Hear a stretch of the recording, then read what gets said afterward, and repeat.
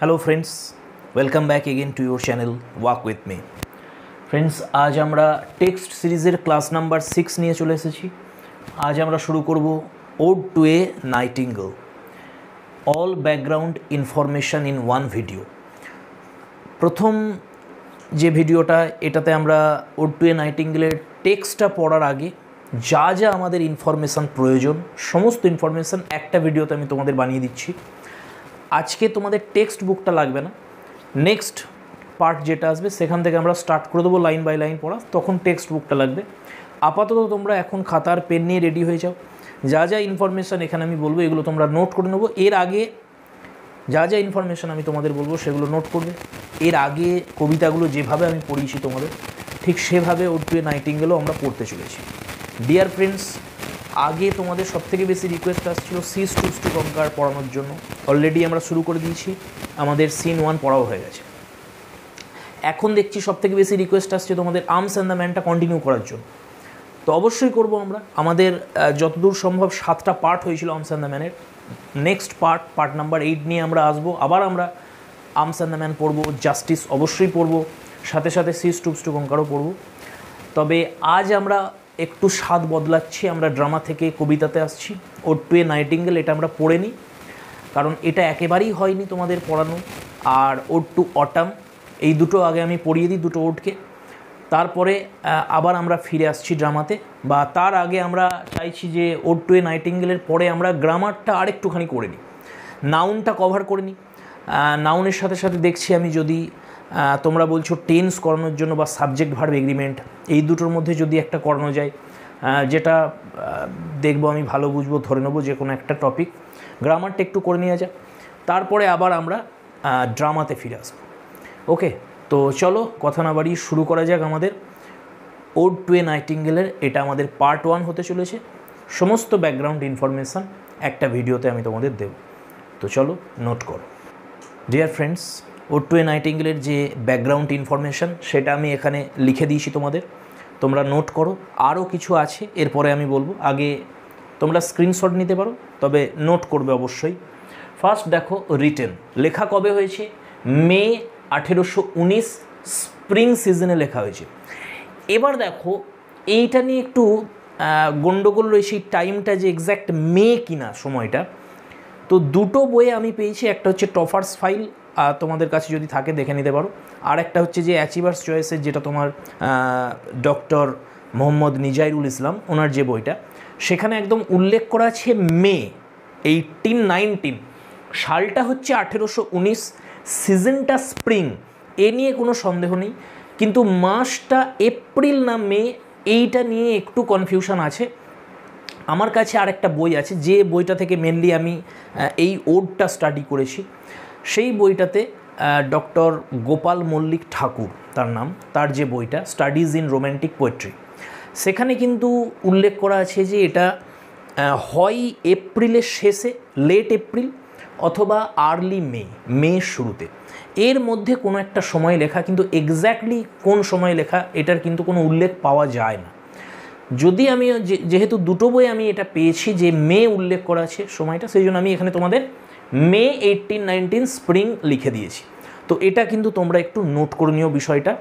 ওকে, next হচ্ছে দেখো, published July 1819, 1819 July মাসে annals of the fine arts, এটা একটা জার্নাল। এই জার্নালের যে জুলাইয়ের এডিশনটা ছিল, সেই জুলাইয়ের এডিশনে 1819 প্রথম পাবলিশ করেছিল এই ওড টু এ নাইটিঙ্গেল কবিতাটা। এরপরে একটা বুক আকারে এটা প্রকাশ হয় তোমার পরের বছর 1820 জুলাই মাসে। যে বইটাতে এটা পাবলিশ হয় সেটার নাম হচ্ছে Lamia Isabella the Eve of Saint Agnes and other poems. এটা একটা তোমার অ্যান্থোলজির নাম, একটা কবিতার বইয়ের নাম, যেখানে এই কবিতাটা অন্তর্ভুক্ত ছিল। 1820 বুক আকারে পাবলিশ করে। তার আগে প্রথমে এটা একটা জার্নালে পাবলিশ করে যায় 1819 জুলাই, সেটা হচ্ছে annals of the fine arts. এটা নোট করে ফেলেছো। এবার চলে এসো স্টানজা। কতগুলো স্টানজা রয়েছে? টোটাল 8টা স্টানজা রয়েছে এখানে। এবং স্টানজাগুলো কেমন stanza? Regular stanza. Regular stanza আর ইরেগুলার স্টানজার পার্থক্য কী? রেগুলার হলে যে যদি 3টে স্টানজা থাকে, সমান সংখ্যক লাইন থাকবে এবং একই ধরনের মেট্রিক্যাল প্যাটার্ন থাকবে তার। যে মিটারটা চলবে সেটা সেম প্রত্যেকটা স্টানজার ক্ষেত্রে, সেগুলোকে আমরা বলি রেগুলার স্টানজা। ইররেগুলার স্টানজা কেমন দেখবে, যেমন প্রথম স্টানজাতে দেখলে 5টা লাইন, তারপরে স্টানজাতে 10টা লাইন, তাহলে এগুলো হয়ে যাবে ইররেগুলার স্টানজা। যেমন তোমরা যদি স্ট্রেঞ্জ মিটিং পড়ো সেখানে তোমরা ইররেগুলার স্টানজা পাবে, ঠিক আছে। তো এটা হচ্ছে রেগুলার স্টানজা, মানে 8টা স্টানজা আছে, 80টা লাইন আছে, মানে প্রত্যেকটাই 10টা করে লাইন আছে, এবং প্রত্যেকটা স্টানজার যে মেট্রিক্যাল প্যাটার্ন সেটা সেম থাকবে। এবং সেই প্যাটার্নটা কি দেখো, মিটার যাবে আয়াম্বিক পেন্টামিটার, আর রাইম স্কিম যেটা সেটা হচ্ছে এবি এবি সিডিই সিডিই। অবশ্যই রাইম স্কিমটা মুখস্থ করবে, এবি এবি সিডিই সিডিই, বলা যায় না রাইম স্কিম দিয়ে দিতে পারে। আর যদি মিটার জানতে চাই, অবশ্যই আয়াম্বিক পেন্টামিটারে লেখা হয়েছে, কিন্তু 8 নম্বর লাইন যেটা, সেই 8th লাইনটা প্রত্যেক স্টানজার ট্রাইমিটার, এটা পেন্টামিটার নয়। এবারে পেন্টামিটার আয়াম্বিক, যেহেতু রিদমটা আয়াম্বিক হলে 2টো সিলেবেলের ফুট হয়, এবং প্রথমেরটা আনট্রেসড হবে, তারপরেরটা স্ট্রেসড, আনট্রেস স্ট্রেস আনট্রেস স্ট্রেস আনট্রেস স্ট্রেস, এইভাবে যায় আয়াম্বিক। এবং যেহেতু পেন্টামিটার, তাহলে 5টা ফুট আছে, অর্থাৎ 5 দুগুণে 10টা করে সিলেবেল প্রত্যেকটা লাইনে হবে। শুধুমাত্র 8 নম্বর লাইন যেটা, সেটা ট্রাই হবে। ট্রাই মানে 3, 3 দুগুণে 6, অর্থাৎ 6টা সিলেবেল থাকবে, কিন্তু পেন্টামিটারই হবে, অর্থাৎ প্রথমেরটা আনট্রেসড, তারপরেরটা স্ট্রেসড সিলেবেল। প্রোজোডির ভিডিওতে আমি ডিটেলসে এগুলো আলোচনা করেছি, এই তোমার আয়াম্বিক কী, ট্রকেইক কী, অ্যানাপাইস্টিক কী, এগুলো কী, এই রিদম সম্পর্কে আমি তোমাদের নলেজ দিয়েছি। মিটার কীভাবে আমরা বিশ্লেষণ করি সেটা বলেছি, ফুট কী, এগুলো সব ডিটেলস আলোচনা আছে, দেখে নিও তোমরা প্রোজোডির ভিডিওতে। এইবার দেখো এটার নেক্সট আমরা দেখি ফর্মটা কি, মানে টাইপ, কোন ধরনের এটা একটা কবিতা। তাহলে যে ভার্স হয়, কবিতা কত ধরনের হয়, তার মেজর পার্টস কতগুলো, এইগুলো আমি তোমাদের পরে বলছি, আগে নোটটা করে নাও তোমরা, সব ডিটেলস আমি আলোচনা করছি এক্ষুনি। তো এটা হচ্ছে একটা লিরিক। লিরিক কাকে বলে আমি বলবো তোমাদের ডিটেলসে, কত ধরনের লিরিক হয় সব আমি তোমাদের বলছি। এবং লিরিকের মধ্যে আবার কি ধরনের, এটা একটা ওড। এবারে ওড কি সব আমি তোমাদের ডিটেলসে বলবো। হোরেশিয়ান ওড, ওডের মধ্যে আবার কেমন ধরনের ওড, এটা হোরেশিয়ান ওড। এবারে ওড কত ধরনের হয় সেটা বলবো, হোরেশিয়ান ওড কী জিনিস সেটা সম্পর্কে আমরা ডিটেলসে আলোচনা একটু পরেই নিয়ে আসছি, আগে এই পয়েন্টগুলো তোমরা নোট করো। তাহলে ঠিক আছে, এবার যদি তোমাদের মাথায় প্রশ্ন আসে, দাদা যদি অপশানে বলে যে which type of poem is ode to a nightingale, এবার অপশানে লিরিকও আছে ওডও আছে, তাহলে কোনটা অ্যান্সার করবো? অবশ্যই ওড অ্যান্সার করবে যদি দুটোই থাকে, ঠিক আছে। যত স্পেসিফিক হবে তত অ্যান্সার, ওডও আছে আবার হোরেশিয়ান ওডও আছে, তখন হোরেশিয়ান ওড অ্যান্সার নেব। যদিও এরকম থাকবে না, লিরিক ওড দুটো দিতে পারে, আশা করছি দেবে না, যদি দেয় অবশ্যই ওড অ্যান্সার নেবে, এটা একটা ওড। কিন্তু ওড যেহেতু এটা অবশ্যই লিরিক, লিরিক একটা ব্রডার পার্ট, তার ভিতরে রয়েছে ওড। ওডের মধ্যে আবার কেমন ওড? হোরেশিয়ান ওড। এবার চলে এসো, এই একটা যে ওড, একটা হোরেশিয়ান ওড, সেই হোরেশিয়ান ওডের যে একটা স্টানজা, সেটা আয়াম্বিক পেন্টামিটারে লেখা হচ্ছে। এই যে ফর্মটা, আমি শুধু আয়াম্বিক পেন্টামিটার বলিনি, আমি হোরেশিয়ান ওডের একটা স্টানজা যেটার 10টা লাইন আছে এবং আয়াম্বিক পেন্টামিটার, এই স্পেশাল যে ফর্মটা, এটা আবিষ্কার করেছিলেন কিন্তু শেলি। এটা তোমাদের মাথায় রাখতে হবে, এই পয়েন্টটা তোমরা নোট করতে পারো যে একটা হোরেশিয়ান ওড, তার একটা স্টানজা যেখানে 10টা লাইন থাকবে এবং আয়াম্বিক পেন্টামিটারে চলছে যেটা, সেটা আবিষ্কার করেছিলেন, এই স্পেসিফিক ফর্মটা শেলি আবিষ্কার করেছিলেন। চলে এসো, তারপরে আমরা দেখি সেন্ট্রাল, তার আগে আমরা দেখিনি অরিজিনাল টাইটেল। এই যে ওডটা, এর প্রথম টাইটেল কি ছিল? অরিজিনাল টাইটেল ছিল ওড টু দ্য নাইটিঙ্গেল, পরবর্তীকালে এটাকে চেঞ্জ করে হয়ে যায় ওড টু এ নাইটিঙ্গেল। এখন তোমরা পাবে ওড টু এ নাইটিঙ্গেল, কিন্তু অরিজিনালি এর টাইটেল ছিল ওড টু দ্য নাইটিঙ্গেল। পরীক্ষায় যদি প্রশ্ন আসে টাইটেল কি, এটার ওড টু এ নাইটিঙ্গেলই অ্যান্সার করবে, যদি অরিজিনাল বলে তখন হবে ode to the nightingale. Central idea দেখো, এই যে পুরো ওডটা, এর মূল বিষয়বস্তুটা কি, সেন্ট্রাল আইডিয়াটা যদি কেউ বলে যে একটা লাইনে আমাকে বলো এই সেন্ট্রাল আইডিয়া কি, তাহলে অ্যান্সার দেবে এটা, contrast between the ideal world and the world of reality.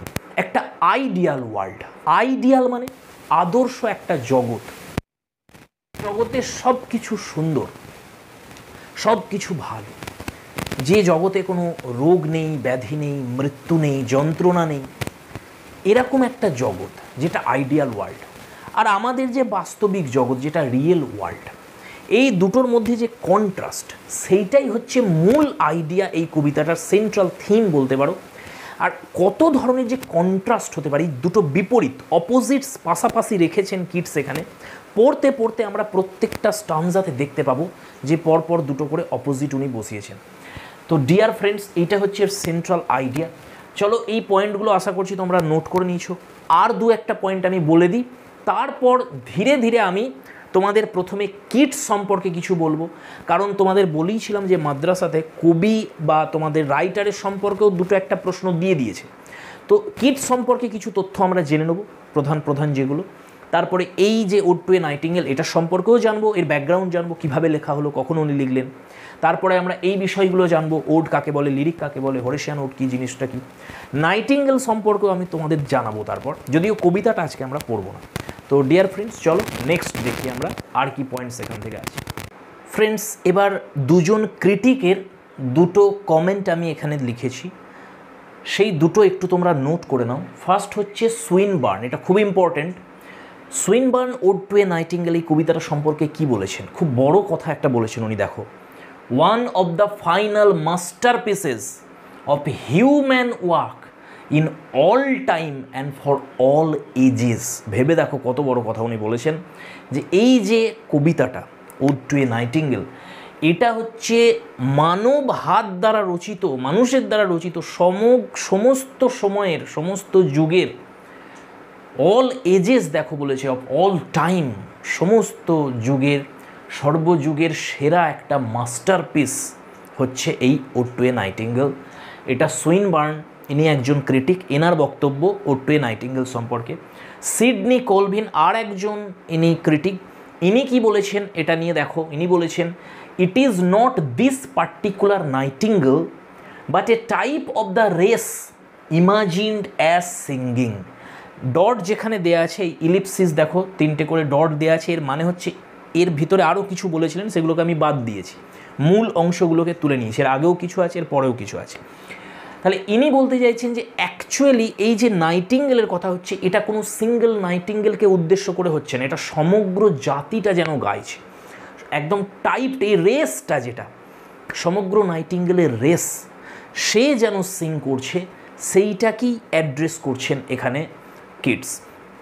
তো এই দুটো যে তোমাদের ক্রিটিকদের মন্তব্য, এই দুটো তোমরা একটু নোট করে নাও। বিশেষ করে এখানে যদি রেসের কথা আসে, যে কে বলেছিলেন যে এটা কোনো সিঙ্গেল পার্টিকুলার নাইটিঙ্গেলকে উদ্দেশ্য করে নয়, সমগ্র রেসটা যেন একটা টাইপ ধরে নেওয়া হয়েছে নাইটিঙ্গেলকে, সেই টাইপটার সিঙ্গিং, সেটা বলেছিলেন সিডনি কলভিন। আর এটাকে one of the final masterpieces বলেছিলেন কে, সুইনবার্ন। ডিয়ার ফ্রেন্ডস, এবার আমরা শুরু করব প্রথমে। আচ্ছা, আর একটা তোমাদের বিষয় বলে দিই, এখানে মনে রাখবে যে এই যে কবিতাটা, এটার যে স্টানজার যে ডিভিশন, এই ফার্স্ট স্টানজা, সেকেন্ড স্টানজা, এই ডিভিশনটা কে করেছিলেন? এই ডিভিশনটা অ্যাকচুয়ালি করেছিলেন কিটসের বন্ধু, যার বাড়িতে উনি ছিলেন। তোমাদের আমি ঘটনাটা বলবো, ব্যাকগ্রাউন্ডটা, যে কীভাবে এটা তোমার কম্পোজিশন হলো এই কবিতাটা। তো উনি ওনার বন্ধুর বাড়িতে ছিলেন, সেই যে বন্ধু তার নাম হচ্ছে চার্লস আর্মিটেজ ব্রাউন। তিনি কিটসের সাহায্য নিয়ে প্রথমে এই কবিতাটার যে স্টানজা ডিভিশন এটা করেছিলেন। কিটস মাত্র 2 থেকে 3 ঘন্টার মধ্যে ওয়ান সিটিংয়ে এই কবিতাটা লিখেছিলেন। একটা তাও সিঙ্গেল পেপারে নয়, কয়েকটা তার কাছে ছোট ছোট পেপারের টুকরো ছিল, কয়েকটা মানে স্ক্রিপ্সি টাইপের ছিল, সেই মানে স্ক্র্যাপ অফ পেপার ছিল, সেগুলোতে উনি কিছু লিখেছিলেন। সেইগুলো যখন উনি নিয়ে আসেন বাড়িতে, সেগুলোকে সাজান, সেগুলোকে স্টানজাতে প্যাটার্নে নিয়ে আসেন ওনার বন্ধু। কিটসের সাহায্যেই এটা উনি করেছিলেন ওনার সামনে বসে। তো এইটা একটু মনে রাখবে তোমরা। আমি ব্যাকগ্রাউন্ডের ডিটেলসে বলবো কীভাবে লেখা হলো, কবে হলো, এটা কোন সিচুয়েশানে। ডিয়ার ফ্রেন্ডস, এবার হচ্ছে টাইমিং। আচ্ছা, ব্যাকগ্রাউন্ড যখন বলবো বরঞ্চ তোমাদের তখনই আমি টাইমিংটা বলবো, যে কখন লেখা হচ্ছে। এইখানে একটা ব্যাপার রয়েছে টাইমিংয়ের, তো সেটা আমি তোমাদের সেখানেই বলবো। তো প্রথমে চলো আমরা কিট সম্পর্কে কিছু জানি। ওকে, তো চলো নোট করা যাক। ডিয়ার ফ্রেন্ডস, চলো আমরা নেক্সট দেখি জন কিটস সম্পর্কে। প্রথমে টাইম পিরিয়ডটা দেখে নাও, ওনার যে লাইফ স্প্যানটা, 31 অক্টোবর 1795 থেকে 23 ফেব্রুয়ারি 1821। দেখতেই পাচ্ছ, মাত্র 25 বছরের জীবন। খুব অল্প বয়সে ইনি মারা যান কিটস। এই সময়ের মধ্যেই তিনি যা কবিতা লেখার লিখে গেছেন সব আমি তোমাদের বলবো কবিতা সম্পর্কে। আগে দেখো এনার সম্পর্কে কী কী এখানে তথ্য দেওয়া আছে। যে কটা আমি এখানে বলেছি এইটুকুই শুধু নোট করবে, এর বাইরে কিছু পড়ার দরকার নেই, কারণ পড়তে গেলে তো অনেক কিছু পড়তে হবে আমাদের এনার সম্পর্কে। আমি খুব শর্টে তোমাদের অল্প মানে কনসাইজ ওয়েতে বলছি। প্রথম হচ্ছে কিটসকে বলা হয় last of the romantics and first to die. দেখো দু ধরনের রোম্যান্টিক কবিদের কথা তোমরা জানো, হিস্ট্রি অফ ইংলিশ লিটারেচারে তোমরা পড়েছো, একটা ওল্ড রোম্যান্টিক্স বলা হয় আর নিউ রোম্যান্টিক্স। এই যে নিউ বা ইয়াং রোম্যান্টিক্স যাদের বলা হয় তাদের মধ্যে তোমরা জানো ওয়ার্ডসওয়ার্থ আছেন, তাদের মধ্যে কোলরিজ আছেন, সাথে সাথে সেলি রয়েছেন, কিটস রয়েছেন, বায়রন রয়েছেন, তোমার জন ক্লেয়ার রয়েছেন এবং লে হান্ট রয়েছেন, আরও অনেক মাইনার পোয়েটস রয়েছেন। তো এনাকে বলা হয়, কিটসকে বলা হয় লাস্ট অফ দ্য রোম্যান্টিক্স। রোম্যান্টিক্সদের মধ্যে জন্মানো শেষ কবি বলা হয় এই কিটসকে, কিন্তু ইনি মারা যান সবার প্রথমে, ফার্স্ট টু ডাই। কিটসকে বলা হয় পোয়েট অব দ্য আর্থ, এনাকে পৃথিবীর কবি বলা হয়। ঠিক একইভাবে যেমন শেলিকে বলা হয় poet of the sky. Shelley হচ্ছেন আকাশের কবি, ওনার চোখ সবসময় উপর দিকে থাকে, যে ইমেজগুলো উনি ক্রিয়েট করেন সবই যেন মনে হয় একটা ইথারিয়াল স্পেসে চলছে, অন্তরিক্ষে যেন হচ্ছে সব কিছু উপরে।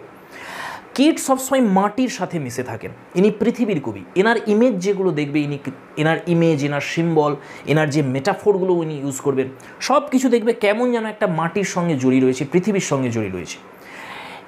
এই কারণেও আবার এনাকে মোস্ট সেন্সুয়াস রোম্যান্টিক পোয়েট বলা হয়। মোস্ট সেন্সুয়াস মানে হচ্ছে এনার যে কিটসের কবিতার যে অ্যাপিল, সেই অ্যাপিলটা মেনলি আমাদের সেন্সে হয়। আমাদের যে ইন্দ্রিয়গুলো রয়েছে পাঁচটা, এই পাঁচটা ইন্দ্রিয়কে অ্যাপিল করে।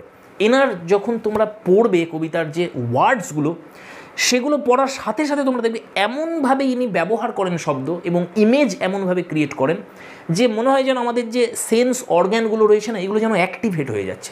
এবং এত পাওয়ারফুল ইনি সেন্সুয়াস কবি ছিলেন যে একসাথে উনি একাধিক সেন্সকে অ্যাক্টিভেট করে দিতে পারতেন একটাই ইমেজের মাধ্যমে। মানে সেখানেই দেখবে যে তোমার চোখও অ্যাক্টিভেট হয়ে যাচ্ছে, তোমার কানও অ্যাক্টিভেট হয়ে যাচ্ছে, যেন মনে হচ্ছে আবার কিছু তুমি টেস্টও পাচ্ছ হালকা, বা কিছু টাচও করে যাচ্ছে। মানে অনেকগুলো তোমার একাধিক সেন্স অর্গ্যান একসাথে অ্যাক্টিভেট করতে পারতেন। ডিয়ার ফ্রেন্ডস, এবার দেখো এনার যে লাইফ সেটা সম্পর্কে খুব ছোটো করে আমি তোমাদের বলছি। এনার জন্ম হচ্ছে 31 অক্টোবর 1795। এনার বাবা ছিলেন টমাস কিটস এবং মা ফ্রান্সিস কিটস।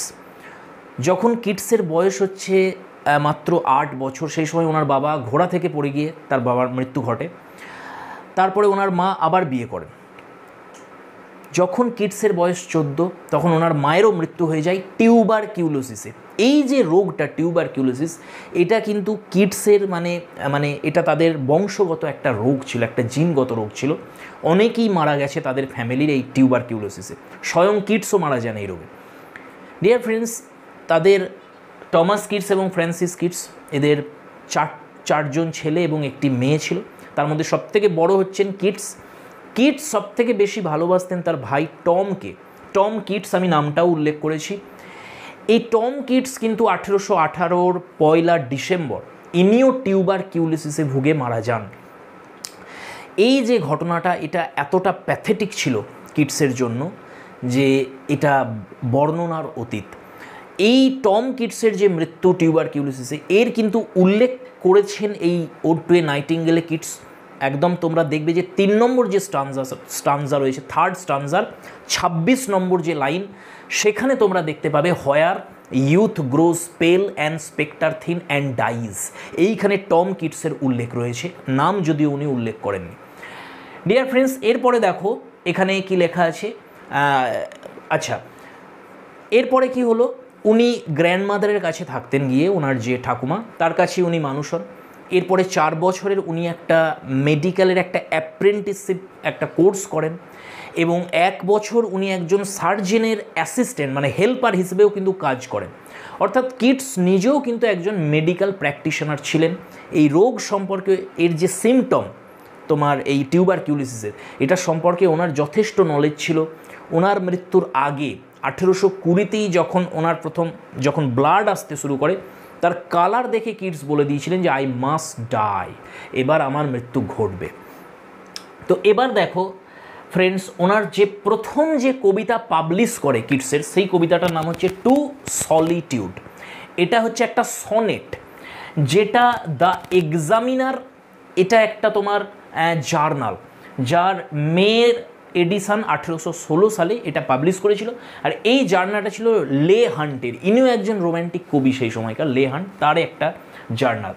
এরপরে প্রথমে বুক আকারে কিটসের যে কবিতা সেগুলো পাবলিশ হয়েছিল। পরের বছর 1817 পোয়েমস, এই কাব্যগ্রন্থে প্রথম কিটসের কবিতা একটা বুক আকারে প্রকাশ হয়। ঠিক আছে, আচ্ছা এবার দেখো কিটসের যে জীবৎকাল, ওনার যে সেই জীবৎকালে টোটাল 56টা কবিতা, কিন্তু 54টা কবিতা কিটসের মানে বেঁচে থাকা অবস্থাতেই পাবলিশ করে। আর 96টা কবিতা কিটসের মৃত্যুর পর পোস্টহুমাসলি পাবলিশ হয়েছিল। তাহলে টোটাল 150টা কবিতা কিটসের, যার মধ্যে 54টা ওনার জীবৎকালেই পাবলিশ হয়েছিল বেঁচে থাকাকালীন, আর ওনার মৃত্যুর পরে 96টা পাবলিশ করে। এটা তোমরা একটু নোট করবে। এবার আসি আমরা আরও কিছু তথ্যে। এখানে একটা নাম আমি উল্লেখ করেছি, দেখো, ফ্যানি ব্রাউনি। ইনিকে কিটসের যে আমি তোমাদের বলেছিলাম 4 ভাই ছিলেন, টম মারা যায় টিউবারকিউলোসিসে, তার আর এক ভাই জর্জ সে আমেরিকা চলে যায়। কিটস একেবারেই একাকিত্বে ভুগতে শুরু করেন, আর কেউ নেই। অলরেডি কিটসের মধ্যেও এই রোগের আবির্ভাব ঘটতে শুরু করেছে, উনি ধরতে পারছেন যে ধীরে ধীরে আসছে, উনিও আস্তে আস্তে অসুস্থ হতে শুরু করেছেন। এই সময় এই যে একাকিত্ব, বিশেষ করে এই যে টম কিটস, তার মৃত্যুর কারণে সেই যে প্যাংস অফ সলিটিউড, সেখান থেকে বাঁচার জন্য উনি ওনার বন্ধুর বাড়িতে চলে যান। ওনার বন্ধুর নাম হচ্ছে চার্লস আর্মিটেজ ব্রাউন, যার নাম আমি তোমাদের উল্লেখ করেছিলাম একটু আগেই। তার কাছে তিনি চলে যান এবং তারা দুজনে প্রায় 2 মাস যাবৎ একটু তারা ভ্রমণে বেরোন এবং নর্থ ইংল্যান্ড, স্কটল্যান্ড, আয়ারল্যান্ড এই সমস্ত জায়গায় তারা ঘোরেন। তারপরে আবার লন্ডনে ফিরে আসেন কিটস। এই যখন উনি ফিরে এলেন লন্ডনে ভ্রমণের পরে, এখানে এসে তার সাথে আলাপ হয় এই ফ্যানি ব্রাউনির, যার প্রেমে পড়ে যান কিটস। এবং এই যে রিলেশনশিপটা ফ্যানি ব্রাউনির সাথে, এইটা কিন্তু কিটসের জীবনের বলা যায় যে একটা সবথেকে করুণ একটা সময়, ওনার জীবনের সবথেকে বড় যন্ত্রণা নিয়ে এসেছিল এই রিলেশনশিপটা। কিন্তু এই রিলেশনশিপটার যে ভেঙে যাওয়ার যে কারণ, সেটা কিন্তু এখনও ঠিক ক্লিয়ার না, এখনও ধোঁয়াশার মধ্যেই রয়েছে এটা। যতটা শোনা যায় যে এই ফ্যানি ব্রাউনি ছিলেন একজন উইডোর মেয়ে, একজন বিধবা, তার মেয়ে ছিলেন। এবং কিটস যখন অসুস্থ হন না, তখন তার মা এবং ফ্যানি দুজনেই কিন্তু খুব ভালো মানে সেবা শুশ্রূষা করে কিটসের, এবং তাদের এনগেজমেন্টও ফিক্সড হয়ে যায়। কিন্তু তারপর জানা যায় যে ফ্যানি ব্রাউনি কিটসকে রিজেক্ট করেছেন তার শর্ট হাইটের জন্য। এটা যদিও ক্লিয়ার নয় ঠিক, এরকম শোনা যায় যে কিটসের যে হাইটটা একটু কম ছিল, সেই শর্ট হাইটের জন্য কিটসকে রিজেক্ট করেন ফ্যানি ব্রাউনি। তো যাই হোক, 1821 তোমরা সাল দেখছো, কিটস মারা যান। যদিও এটা এখনও ধোঁয়াশার মধ্যে রয়েছে যে ফ্যানির সঙ্গে তার রিলেশনশিপটা কেমন ছিল। তাদের মধ্যে কিটস যে তোমার চিঠিগুলো তাকে লিখেছিল, সেই চিঠিগুলোতে কিন্তু কিটসের উইক পয়েন্টসগুলোই শুধু দেখা যায়, যে কতটা তিনি হেরে গিয়েছিলেন, তাকে কতটা পেতে চাইছিলেন, কতটা তিনি উইক হয়ে পড়েছিলেন ফ্যানির জন্য।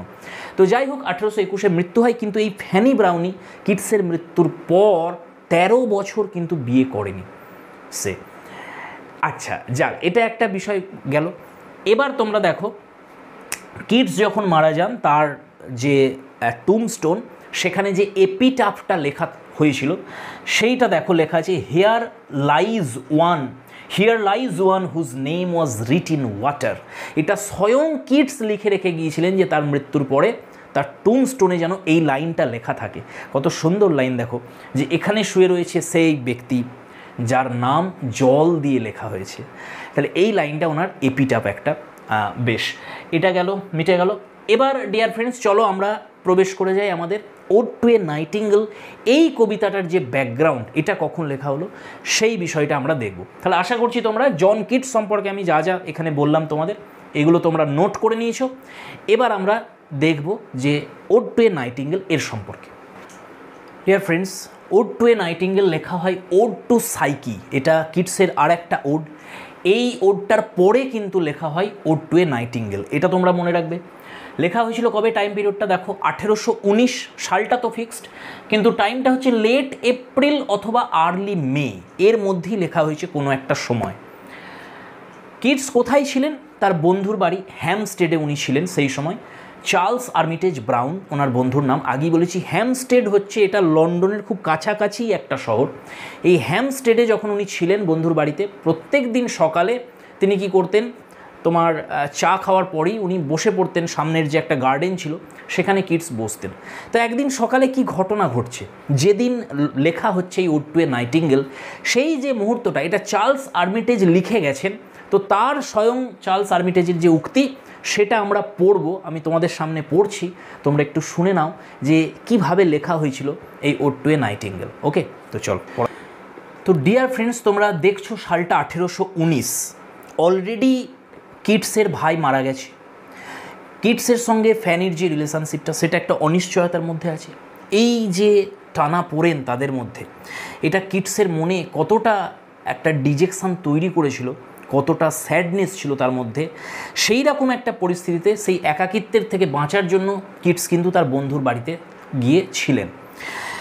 তো লিখছেন, কে লিখছেন? Charles Armitage Brown. দেখো কি বলছেন, ইন দ্য স্প্রিং অফ 1819, দেখো মাস উল্লেখ করেনি, জাস্ট বলেছে 1819 স্প্রিং টাইমের কোনো একটা সময়।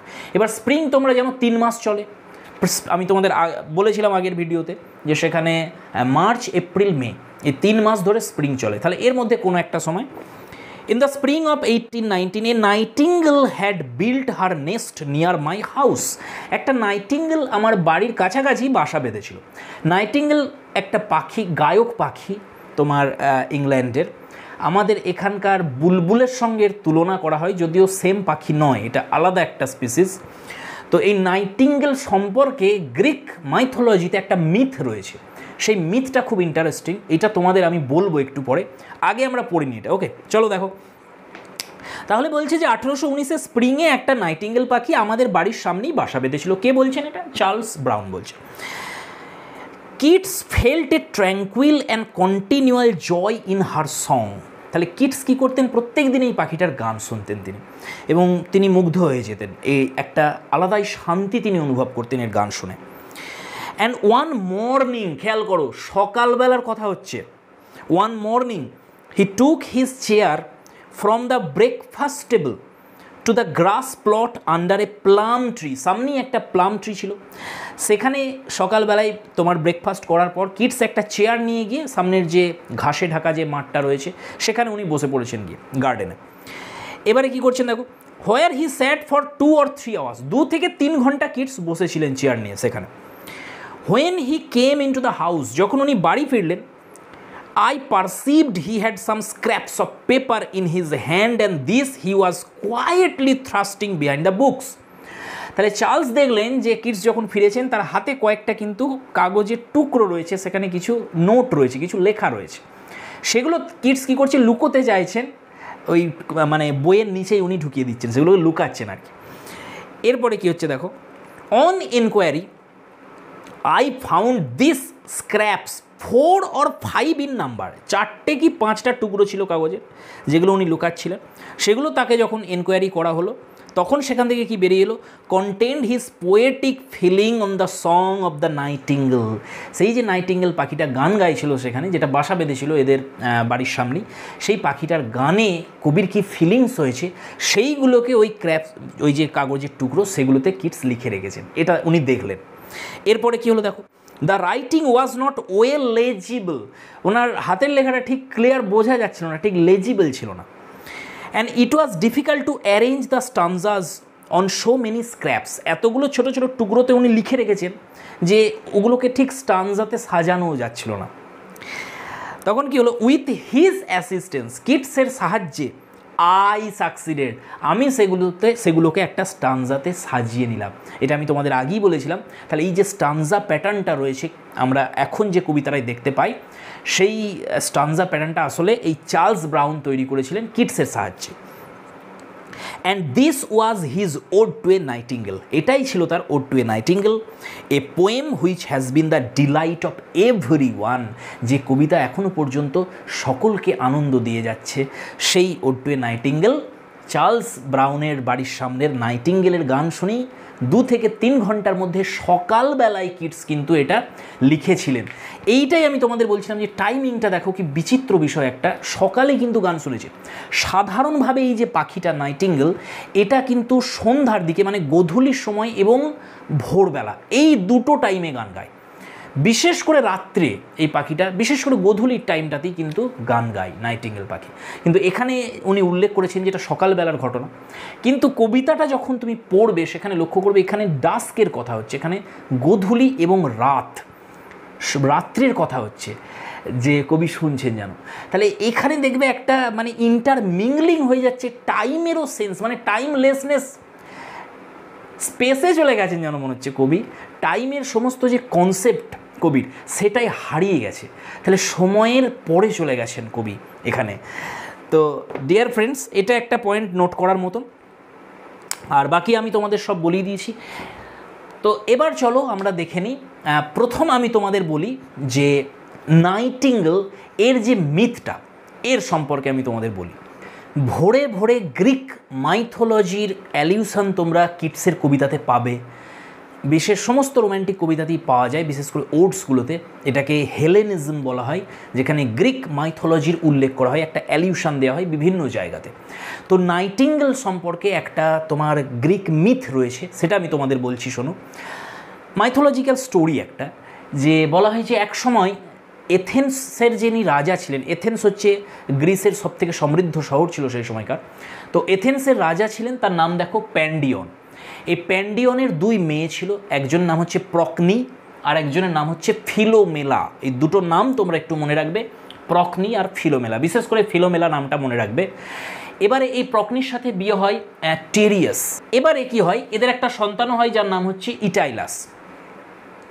এবারে এই যে টেরিয়াস, এনার কিন্তু কুদৃষ্টি ছিল এই ফিলোমেলার ওপরে। তো ইনি কি করেন, এই প্রক্নিকে পাঠিয়ে দেন কোথাও একটা, আর ফিলোমেলাকে তিনি বলেন যে প্রক্নি মারা গেছে। এই সংবাদ দিয়ে এই টেরিয়াস ফিলোমেলার সাথে কিন্তু সেক্স করে। এরপরে কি করে, সেক্স করার পর ফিলোমেলার জিভ কেটে নেন উনি, যাতে এই ঘটনার কথা সে বলতে না পারে কাউ। ফিলোমেলা কি করে তখন, সে সবার অজান্তেই একটা তোমার রোপেতে কি করেন, ওই সুতো দিয়ে না সমগ্র এই যে স্টোরিটা, এই ঘটনাটা, এটাকে পুরো বুনে রাখে। মানে এমনভাবে সে ডিজাইনিং করে যে সমগ্র স্টোরিটা কেউ দেখলেই বুঝে ফেলবে কি ঘটনাটা। তো এই যে তার বুননটা, এই ডিজাইনটা, এটা কিন্তু প্রক্নি দেখে। প্রক্নি দেখার পর সে বিষয়টা বুঝতে পারে কি ঘটনা ঘটেছে, সে এতটা ক্রোধান্বিত হয়। তখন এই 2 বোনে মিলে কি করে, এই টেরিয়াসকে সাজা দেওয়ার জন্য আরও একটা নৃশংস ঘটনা ঘটায়। তারা এই যে তার সন্তান ইটাইলাস, একে হত্যা করে এর মাংস খাইয়ে দেয় অজান্তেই টেরিয়াসকে। এরকম একটা নৃশংস ঘটনা তারা দুজন ঘটিয়ে দেয়। এর ফলে যখন জানতে পারে টেরিয়াস বিষয়টা, তখন সে একটা সোর্ড নিয়ে তাড়া করে এই 2 বোনকে মারার জন্য, প্রক্নি আর ফিলোমেলাকে। এই সময় যে গ্রিক গডস যারা, সেই গ্রিকদের যে দেবদেবী, তারা কিন্তু ইন্টারভেন করে এই বিষয়টাতে, এবং এই 2 মেয়েকে তারা 2টো পাখির রূপে ট্রান্সফর্ম করে দেয়। এর মধ্যে এই যে প্রক্নি ছিল, একে সোয়ালো বার্ডে পরিণত করে দেওয়া হয়, আর ফিলোমেলাকে বানিয়ে দেওয়া হয় একটা নাইটিঙ্গেল পাখি। তো এটাই মিথোলজিক্যাল একটা স্টোরি। বলা হয় এই যে ফিলোমেলা যে একটা নাইটিঙ্গেল পাখিতে রূপান্তরিত হয়ে যায়, তারপর থেকে এই নাইটিঙ্গেল পাখিটা মানে তোমার এই নাইটিঙ্গেল পাখি কী করে, মেলানকোলি এবং আনহ্যাপি লাভ সং গাইতে শুরু করে এরপরে। তো মিল্টনের কথাতে মিল্টন বলেছেন যে most musical and most melancholy তোমার পাখি হচ্ছে তোমার সং গাই হচ্ছে এই নাইটিঙ্গেল পাখি। ডিয়ার ফ্রেন্ডস, এই নাইটিঙ্গেল ওয়ার্ডটা, এটা কিন্তু ওল্ড ইংলিশের একটা ওয়ার্ড, নিকটিএল। এই নিকটিএল ওয়ার্ডটার মানেই হচ্ছে singer of night. Singer of night নাম শুনেই বুঝতে পারছি পাখিটা অ্যাকচুয়ালি রাত্রের দিকে গান গায়, কিন্তু কিডস যে নাইটিঙ্গেলের গান শুনেছিলেন সে কিন্তু মর্নিংয়ে গাইছিল। ওকে, তো এটা একটা তোমাদের ইন্টারেস্টিং একটা মিথোলজিক্যাল স্টোরি। এখান থেকে প্রশ্ন আসতে পারে কি, হ্যাঁ আসতে পারে। যদি তোমাকে প্রশ্ন করে যে nightingale bird is related to which character of Greek mythology, অবশ্যই তুমি অ্যান্সার করে আসবে ফিলোমেলা। এই ক্যারেক্টারটার সঙ্গেই কিন্তু নাইটিঙ্গেল পাখির একটা রিলেশান রয়েছে। ওকে, এটা হয়ে গেল আমাদের। এবার চলো আমরা দেখব এই লিরিক ওড এইগুলো সম্পর্কে আমি তোমাদের একটু তথ্য দিই। এখানে দেখো আমরা একটা ভাগ এখানে দেখিয়েছি কবিতার। প্রথম হচ্ছে যদি বলা হয় যে মেজর ডিভিশন কবিতা কত ধরনের হয়, মেজরলি যদি আমরা বলি তিনটে ভাগ আমি এখানে দেখিয়েছি তোমাদের। একটা হচ্ছে ন্যারেটিভ পোয়েম, একটাকে বলে ড্রামাটিক পোয়েম, আর একটা হচ্ছে লিরিক্যাল পোয়েম। এই লিরিক্যাল পোয়েমটা কি লিরিক্স বলা হয়। তো এই যে লিরিক্যাল পোয়েম এটা আবার তিন ধরনের হয়। এর মধ্যে আছে হিম, এর মধ্যে আছে এলিজি, এবং এর মধ্যেই আছে ওড। তাহলে যদি কোনো এলিজি দেখতে পাও তোমরা, সেই এলিজিটাও মনে রাখবে এক ধরনের লিরিক, আবার ওড হচ্ছে এক ধরনের লিরিক। এবার এই যে ওড, এই ওড হচ্ছে আবার তিন প্রকারের হয়, পিন্ডারিক ওড, হোরেসিয়ান ওড এবং কাউলিয়ান ওড। এই প্রত্যেকটা দেখি তোমরা বুঝতে পারছো এগুলো কবিদের নাম অনুসারে হয়েছে। পিন্ডার একজন গ্রিক পোয়েট ছিলেন, তার নাম অনুসারে। হোরেস ছিলেন একজন ল্যাটিন পোয়েট, তার নাম অনুসারে। আর কাউলিয়ান ইনি 17th সেঞ্চুরির একজন ইংলিশ পোয়েট, তার নাম অনুসারে হয়েছে। এবার আমরা একটু দেখে নিই এই লিরিক বলতে আমরা কি বুঝি এবং ওড বলতে আমরা কি বুঝি। দেখো এই লিরিক সম্পর্কে আমি কয়েকটা এখানে পয়েন্ট লিখেছি, এগুলো তোমরা নোট করো, এগুলো কাজে লেগে যাবে। দেখো ইলাবোরেট ওয়েতে পড়ানো যায়, কিন্তু এখানে আমরা লিটারারি টার্মস কিন্তু পড়াচ্ছি না। যেহেতু এই টার্মগুলো এসেছে আমাদের, সেই জন্য খুব ছোটো করে আমি তোমাদের বলে দিচ্ছি কনসাইজ ওয়েতে, যাতে একদম তোমাদের ক্রিস্টাল ক্লিয়ারও হয়ে যায় বিষয়টা সম্পর্কে, একটা নলেজও তৈরি হয়ে যায় এবং সময়ও বেশি না লাগে। তাহলে প্রথমে দেখো লিরিক হচ্ছে এক ধরনের সং, মনে রাখবে এটা একটা song sung with a lyre. Lyre হচ্ছে একটা মিউজিক্যাল ইনস্ট্রুমেন্ট, ওয়েস্ট উইন্ডে তোমরা পড়েছো মেক মি দাই লায়ার। তাহলে লায়ার হচ্ছে একটা ইনস্ট্রুমেন্ট, এই ইনস্ট্রুমেন্টটার সাহায্যে গাওয়া হতো এই ধরনের যে কবিতাগুলো, যেগুলো গান রূপে গাওয়া হতো লায়ারের সাহায্যে, সেইগুলোকে লিরিক বলা হয়। সাধারণভাবে এর বৈশিষ্ট্য হচ্ছে যে এটা 50 বা 60 লাইনের বেশি হয় না, আকার একটু ছোট হয়। এখানে কি থাকে, feelings and thoughts of a single speaker, একজন মাত্র স্পিকারের যে থটসগুলো, ফিলিংসগুলো, সেগুলোকেই প্রকাশ করা হয় এই লিরিকের মাধ্যমে। আর এর যে টোনটা থাকে লেখার, সেটা হচ্ছে পার্সোনাল হয় এবং সাবজেক্টিভ ফ্যাশনে এটাকে লেখা হয়, যেহেতু সিঙ্গেল স্পিকারের ফিলিংসগুলোকে তুলে ধরা হচ্ছে। তোমরা এই যে বিশেষ করে এই যে ব্যাপারটা দেখো, feelings and thoughts of a single speaker, personal tone, subjective ফ্যাশনে লেখার যে বিষয়টা, এইটা কিন্তু ওড টু এ নাইটিঙ্গেলে তোমরা ভরপুর দেখতে পাবে। ডিয়ার ফ্রেন্ডস, এই লিরিক্স হচ্ছে বলা হয় যে প্রথম ইজিপ্টে এটা আবিষ্কার হয়, ইজিপ্টে এটা লেখা হয়। আমি তোমাদের বলেছিলাম এটার তিনটে ভাগ রয়েছে লিরিক্সের। প্রথম হচ্ছে এটা হচ্ছে একটা এলিজি। এই এলিজি টাইপটাই বলা হয় নাকি ইজিপ্টে ফার্স্ট টাইম শুরু হয়েছিল, যে পিরামিড, সেখানে কি করা হতো, ওই যে ডেড বডিগুলোর সম্পর্কে কিছু তোমার শোক গাথা লেখা ছিল সেখানে। এইগুলোই হচ্ছে প্রথম এলিজির এক্সাম্পল এবং এটাই হচ্ছে ফার্স্ট লিরিক। তাহলে এলিজি হচ্ছে একটা ফিউনেরাল সং, এইটা তোমরা মাথায় রাখবে যে এলিজি মানে হলো ফিউনেরাল সং, একটা অর্থাৎ মৃত্যুর শোক গাথা এটা। সেকেন্ড হচ্ছে এটা আবার হিম, অর্থাৎ হিম কি, হিম হলো তোমার কোনো দেবতার উদ্দেশ্যে যে স্তুতি করা হয় সেইটাকে বলা হয় হিম। অর্থাৎ আমরা এটাকে লিখতে পারি ইনভোকেশন টু এ গড, একজন দেব, দেবী বা দেবতা, তার উদ্দেশ্যে যখন আমরা তাকে ডাকি, ইনভোকেশন করি, সেই যে কবিতাটা সেটাকে হিম বলা হয়। এইটাও হচ্ছে এক ধরনের লিরিক। আর লাস্ট হচ্ছে ওড। এই ওড হচ্ছে অ্যাকচুয়ালি প্রেজ টু এ, এইদিকে লিখি আমি, ধরবে না এখানে।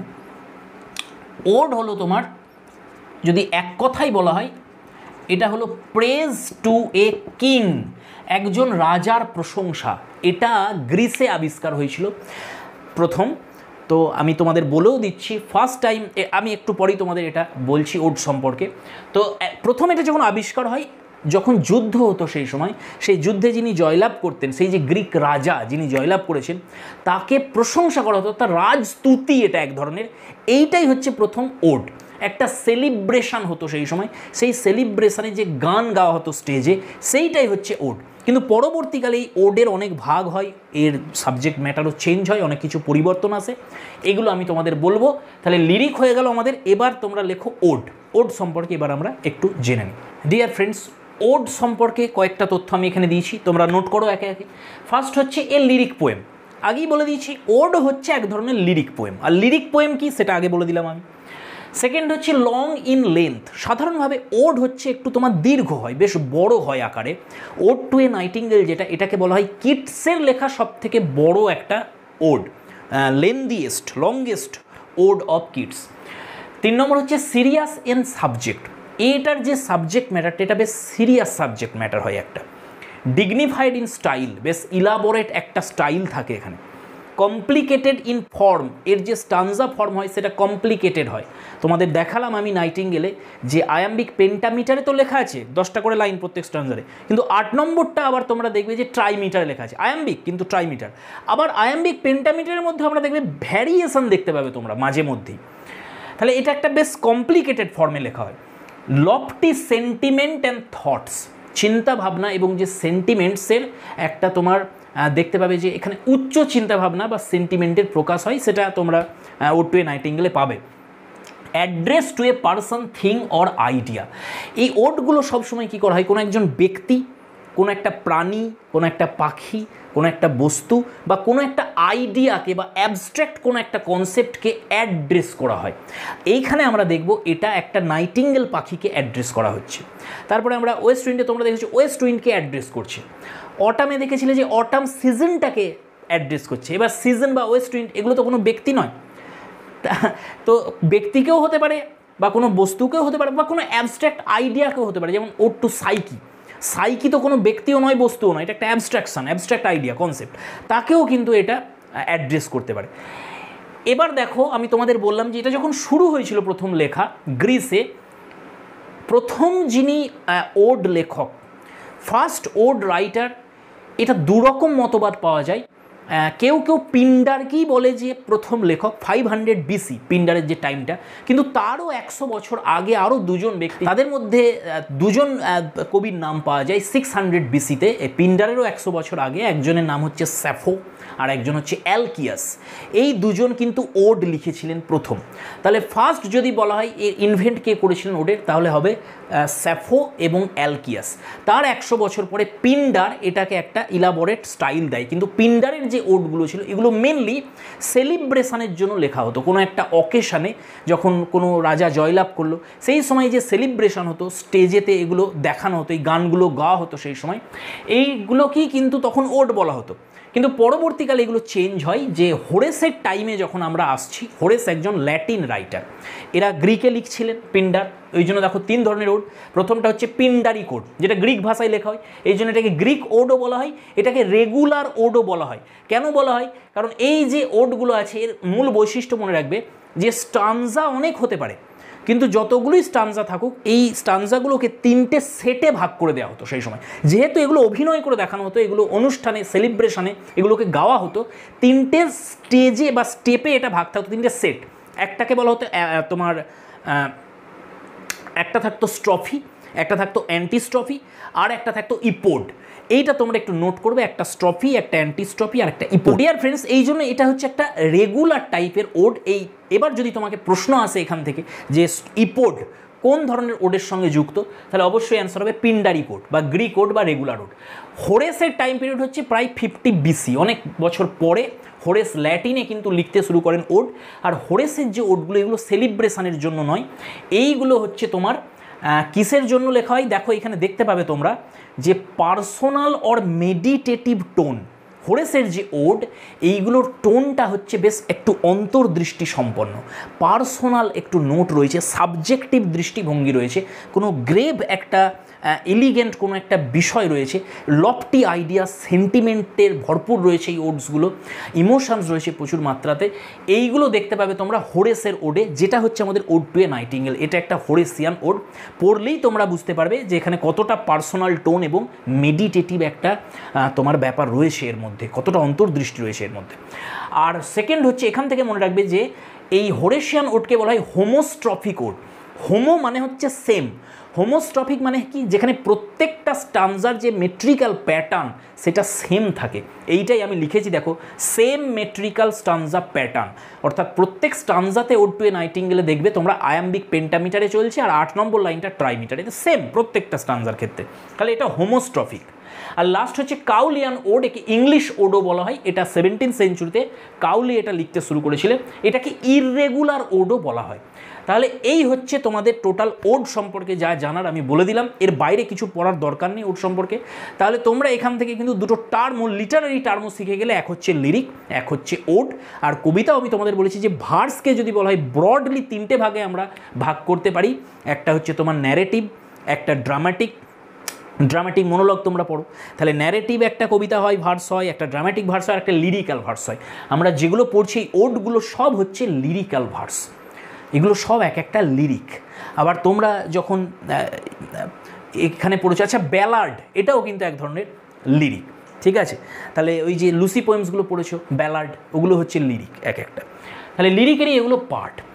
অনেক ধরনের লিরিক আছে, আমি প্রধান যে 3টে টাইপ আছে সেটা তোমাদের বললাম এখানে। আর ওডের প্রধান 3 ধরনের ওড হয়, সেটাও আমি তোমাদের বলে দিলাম। তো ডিয়ার ফ্রেন্ডস, আজ আমাদের এতটাই থাকছে। আমরা পরের দিন একেবারে শুরু করে দেবো ফার্স্ট স্টানজা থেকে, লাইন বাই লাইন পড়বো ওড টু এ নাইটিঙ্গেল। আজকে সমস্ত ব্যাকগ্রাউন্ড ইনফরমেশান তোমাদের দিয়ে দিলাম, আরও কিছু কিছু এক্সট্রা ইনফরমেশান দিলাম। আমি বলবো যাদের যে জায়গাগুলো প্রয়োজন নেই সেগুলো তোমরা স্কিপ করবে। স্কিপ তো করা যায়, তোমরা জানো ভিডিওতে স্কিপ বাটন থাকে, বাটন না স্কিপ তোমরা করে দেবে, ডাবল ট্যাপ করলে স্কিপ হয়ে যাবে, সেটা এগিয়ে যাবে, ফাস্ট ফরওয়ার্ড হয়ে যাবে। তো এইভাবে করবে, তোমরা দেখবে যে যে জায়গাগুলো প্রয়োজন নেই আমাদের নোট করবো না। তাহলে এগুলো নিয়ে কমেন্ট করার কি আছে? অনেকে একজন কমেন্ট করেছো যে আপনি বেশি বকেন পড়াতে। ভাই তোমাদের জন্যই তো বলছি, বেশি বকছি তো বাটনটা তো আছে, তোমরা তো স্কিপ তো করতে পারো ভিডিওগুলো, সেটা না করে কেন কমেন্ট করছো যে আপনি বেশি বকছি? এটা তো সহজ ব্যাপার খুব একটা, এটা বলছি তো তোমাদের জন্য। যেখানটা প্রয়োজন হবে তোমরা নোট করবে, যেখানটা প্রয়োজন হবে না লিখবে না, সেখানটা স্কিপ করে যাবে। ওকে, সো যাই হোক, দেখা হচ্ছে পরের ভিডিওয়। Thanks for watching, keep smiling and stay blessed.